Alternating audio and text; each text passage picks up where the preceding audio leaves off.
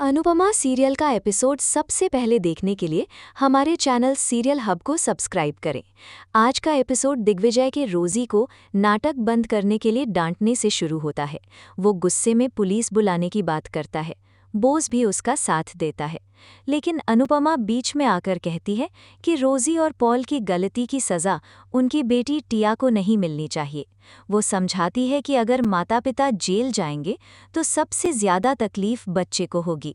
दिग्विजय कहता है कि असली न्याय तभी होगा जब रोजी और पॉल को सज़ा मिले, लेकिन अनुपमा शिकायत करने से साफ मना कर देती है। जया आगे बढ़कर रोजी की माफ़ी स्वीकार कर लेती है। रोजी भावुक होकर धन्यवाद देती है और वादा करती है कि अब वो अपनी बेटी के लिए अच्छा उदाहरण बनेगी। वो अनुपमा से भी माफ़ी मांगती है और जया को एक छोटा सा उपहार देती है। दूसरी तरफ परी और ईशानी अपने माता पिता के व्यवहार से परेशान हैं। परी कहती है कि उसे समझ नहीं आता कि परितोष ऐसा क्यों है, और ईशानी भी पाखी को लेकर यही सोचती है।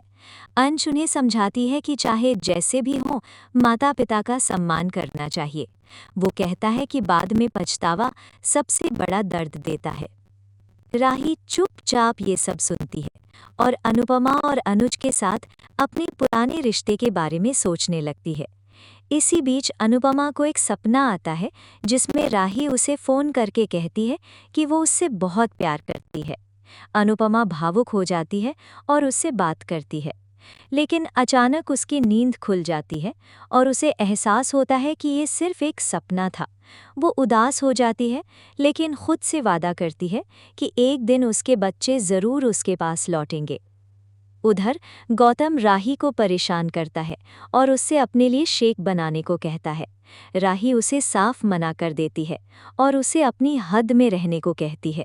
गौतम उसे धमकी देता है कि वो वसुंधरा को भड़काकर सब कुछ बर्बाद कर सकता है। फिर वो किसी से गोवा की जानकारी मंगवाता है और कहता है कि उसका अगला निशाना राही और अनुपमा है। यहाँ साफ संकेत मिलता है कि वो कोई बड़ी साजिश रच रहा है। दूसरी तरफ अनुपमा दिग्विजय को पौधों से बात करते हुए देखती है। वो सावी को याद करके अपना दर्द बयां कर रहा होता है। से में पुलिस बुलाने की बात करता है। बोस भी उसका साथ देता है, लेकिन अनुपमा बीच में आकर कहती है कि रोजी और पॉल की गलती की सज़ा उनकी बेटी टिया को नहीं मिलनी चाहिए। वो समझाती है कि अगर माता पिता जेल जाएंगे तो सबसे ज़्यादा तकलीफ बच्चे को होगी। दिग्विजय कहता है कि असली न्याय तभी होगा जब रोजी और पॉल को सज़ा मिले, लेकिन अनुपमा शिकायत करने से साफ मना कर देती है। जया आगे बढ़कर रोजी की माफ़ी स्वीकार कर लेती है। रोजी भावुक होकर धन्यवाद देती है और वादा करती है कि अब वो अपनी बेटी के लिए अच्छा उदाहरण बनेगी। वो अनुपमा से भी माफ़ी मांगती है और जया को एक छोटा सा उपहार देती है। दूसरी तरफ परी और ईशानी अपने माता पिता के व्यवहार से परेशान हैं। परी कहती है कि उसे समझ नहीं आता कि परितोष ऐसा क्यों है, और ईशानी भी पाखी को लेकर यही सोचती है। अंश उन्हें समझाती है कि चाहे जैसे भी हो, माता पिता का सम्मान करना चाहिए। वो कहता है कि बाद में पछतावा सबसे बड़ा दर्द देता है। राही चुपचाप ये सब सुनती है और अनुपमा और अनुज के साथ अपने पुराने रिश्ते के बारे में सोचने लगती है। इसी बीच अनुपमा को एक सपना आता है जिसमें राही उसे फ़ोन करके कहती है कि वो उससे बहुत प्यार करती है। अनुपमा भावुक हो जाती है और उससे बात करती है, लेकिन अचानक उसकी नींद खुल जाती है और उसे एहसास होता है कि ये सिर्फ एक सपना था। वो उदास हो जाती है, लेकिन खुद से वादा करती है कि एक दिन उसके बच्चे ज़रूर उसके पास लौटेंगे। उधर गौतम राही को परेशान करता है और उससे अपने लिए शेक बनाने को कहता है। राही उसे साफ मना कर देती है और उसे अपनी हद में रहने को कहती है। गौतम उसे धमकी देता है कि वो वसुंधरा को भड़काकर सब कुछ बर्बाद कर सकता है। फिर वो किसी से गोवा की जानकारी मंगवाता है और कहता है कि उसका अगला निशाना राही और अनुपमा है। यहाँ साफ संकेत मिलता है कि वो कोई बड़ी साजिश रच रहा है। दूसरी तरफ साथ देता है, लेकिन अनुपमा बीच में आकर कहती है कि रोज़ी और पॉल की गलती की सज़ा उनकी बेटी टिया को नहीं मिलनी चाहिए। वो समझाती है कि अगर माता पिता जेल जाएंगे तो सबसे ज़्यादा तकलीफ बच्चे को होगी। दिग्विजय कहता है कि असली न्याय तभी होगा जब रोज़ी और पॉल को सज़ा मिले, लेकिन अनुपमा शिकायत करने से साफ मना कर देती है। जया आगे बढ़कर रोज़ी की माफ़ी स्वीकार कर लेती है। रोज़ी भावुक होकर धन्यवाद देती है और वादा करती है कि अब वो अपनी बेटी के लिए अच्छा उदाहरण बनेगी। वो अनुपमा से भी माफ़ी मांगती है और जया को एक छोटा सा उपहार देती है। दूसरी तरफ परी और ईशानी अपने माता पिता के व्यवहार से परेशान हैं। परी कहती है कि उसे समझ नहीं आता कि परितोष ऐसा क्यों है, और ईशानी भी पाखी को लेकर यही सोचती है। अंश उन्हें समझाती है कि चाहे जैसे भी हो, माता पिता का सम्मान करना चाहिए। वो कहता है कि बाद में पछतावा सबसे बड़ा दर्द देता है। राही चुपचाप ये सब सुनती है और अनुपमा और अनुज के साथ अपने पुराने रिश्ते के बारे में सोचने लगती है। इसी बीच अनुपमा को एक सपना आता है जिसमें राही उसे फ़ोन करके कहती है कि वो उससे बहुत प्यार करती है। अनुपमा भावुक हो जाती है और उससे बात करती है, लेकिन अचानक उसकी नींद खुल जाती है और उसे एहसास होता है कि ये सिर्फ एक सपना था। वो उदास हो जाती है, लेकिन खुद से वादा करती है कि एक दिन उसके बच्चे ज़रूर उसके पास लौटेंगे। उधर गौतम राही को परेशान करता है और उससे अपने लिए शेक बनाने को कहता है। राही उसे साफ मना कर देती है और उसे अपनी हद में रहने को कहती है। गौतम उसे धमकी देता है कि वो वसुंधरा को भड़काकर सब कुछ बर्बाद कर सकता है। फिर वो किसी से गोवा की जानकारी मंगवाता है और कहता है कि उसका अगला निशाना राही और अनुपमा है। यहाँ साफ संकेत मिलता है कि वो कोई बड़ी साजिश रच रहा है। दूसरी तरफ अनुपमा दिग्विजय को पौधों से बात करते हुए देखती है। वो सावी को याद करके अपना दर्द बयां कर रहा होता है।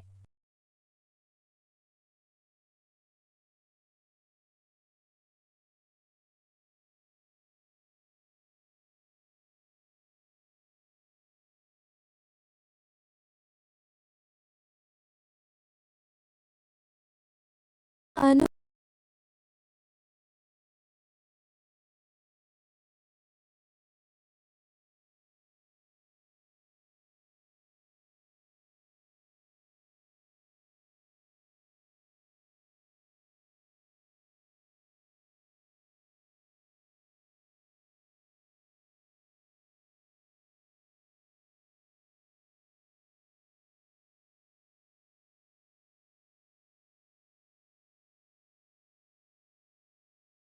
भी उसका साथ देता है, लेकिन अनुपमा बीच में आकर कहती है कि रोज़ी और पॉल की गलती की सज़ा उनकी बेटी टिया को नहीं मिलनी चाहिए।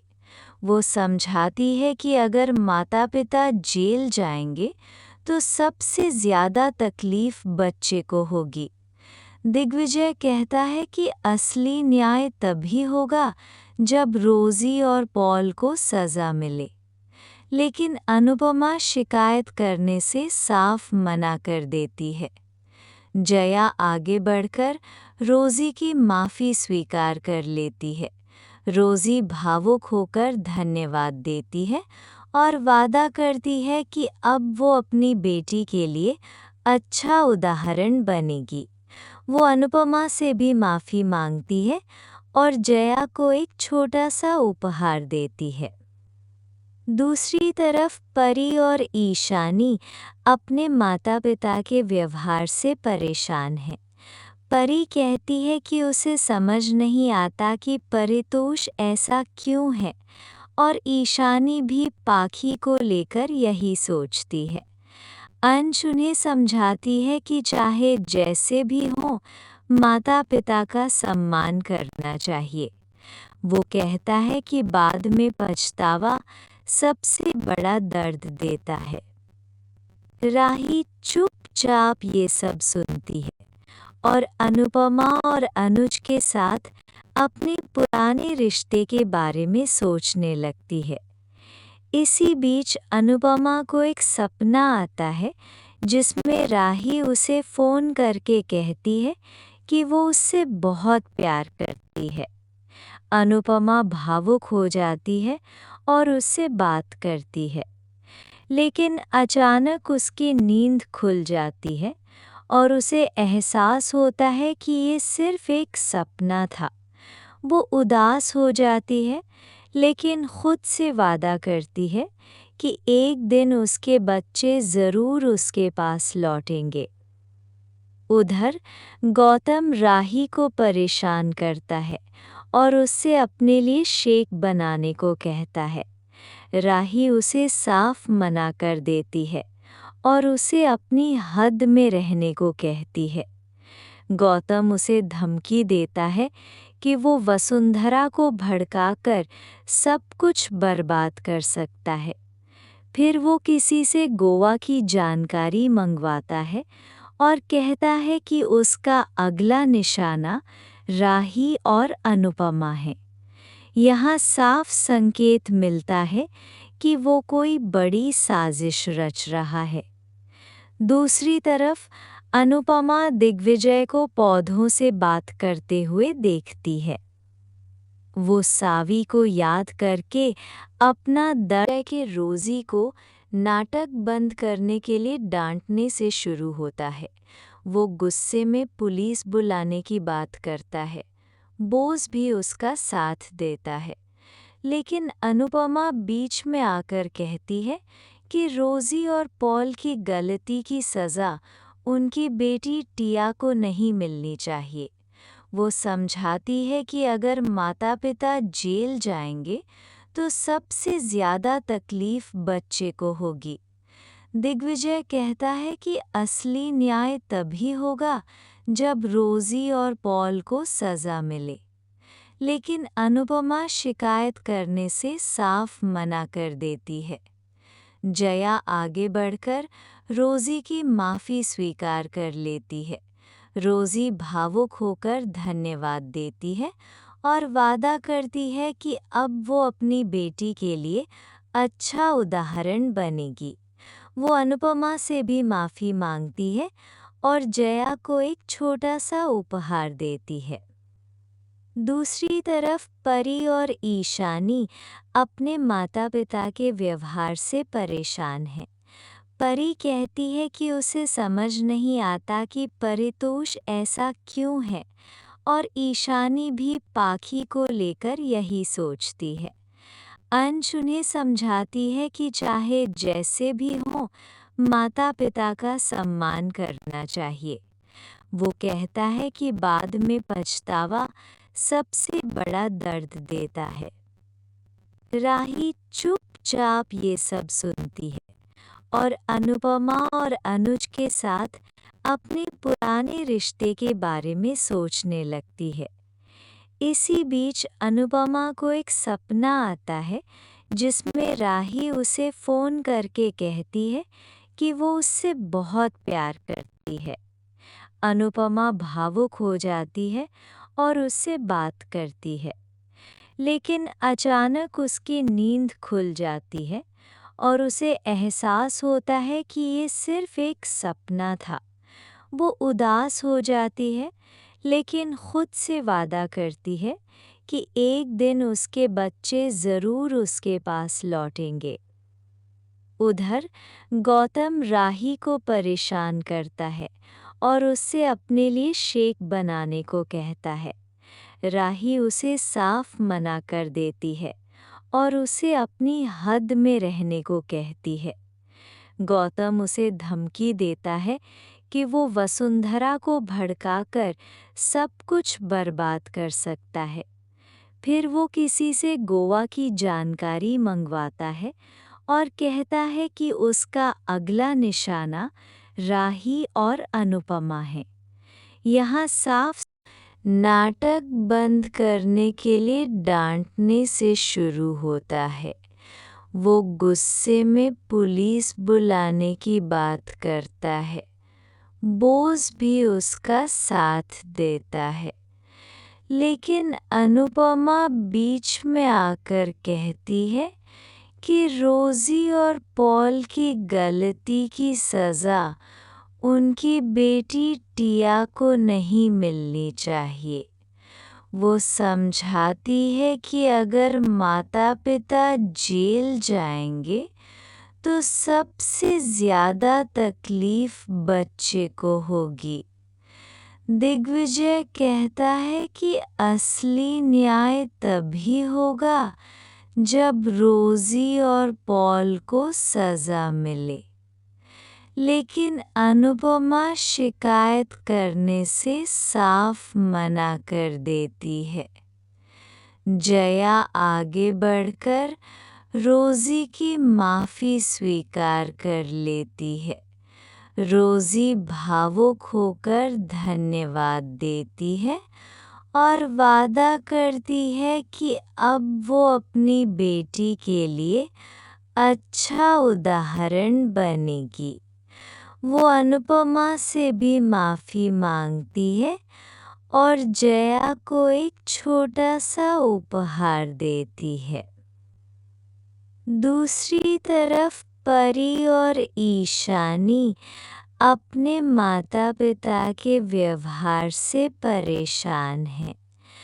परी कहती है कि उसे समझ नहीं आता कि परितोष ऐसा क्यों है, और ईशानी भी पाखी को लेकर यही सोचती है।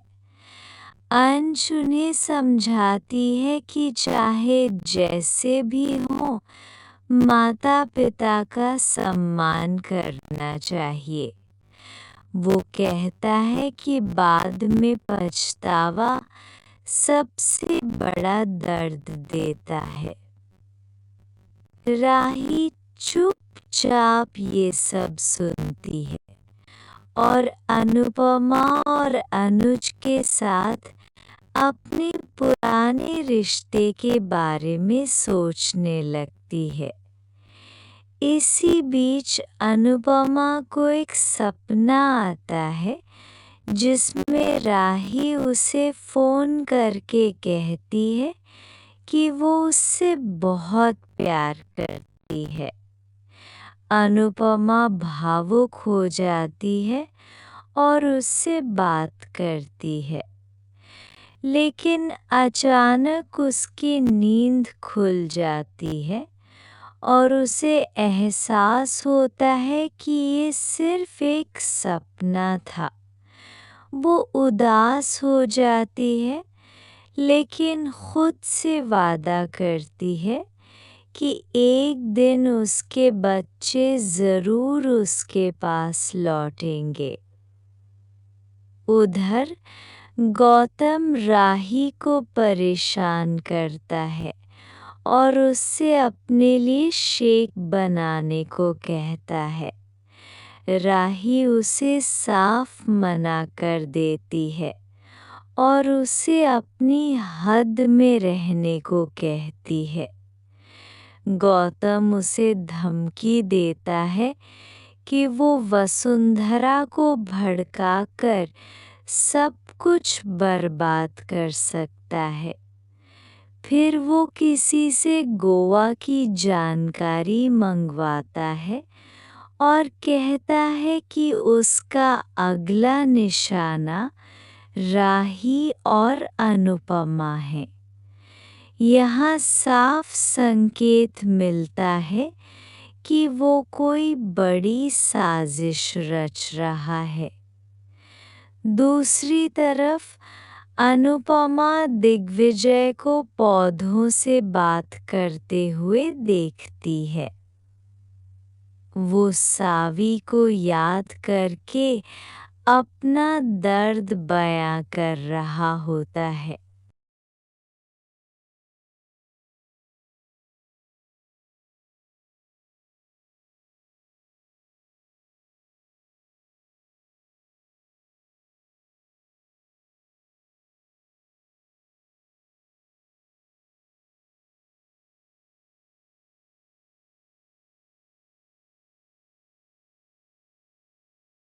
अनु